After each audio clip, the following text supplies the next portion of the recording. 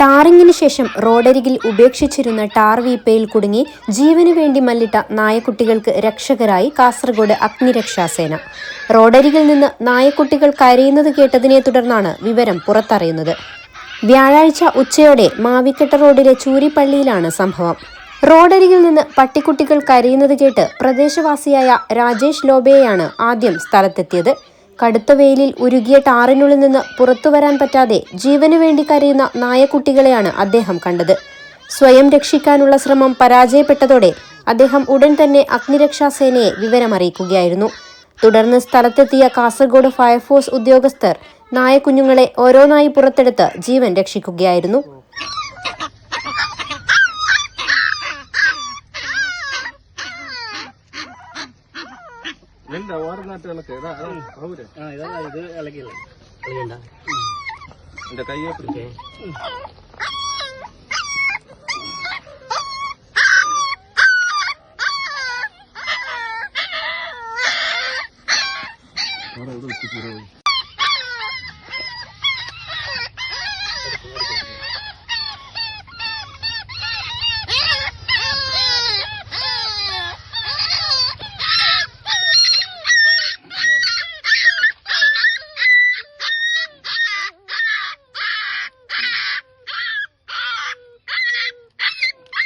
ഇത്ര ഓട്ടണവരെ വേറെ ഇരുന്നു.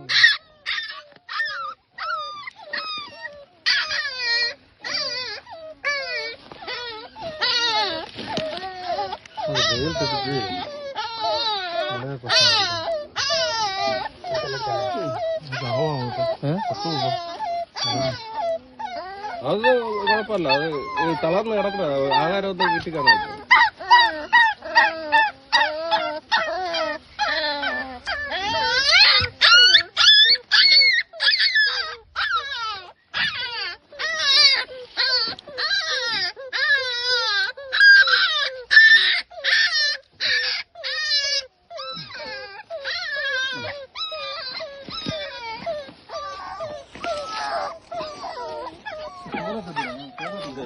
തണുത്തോക്കണം.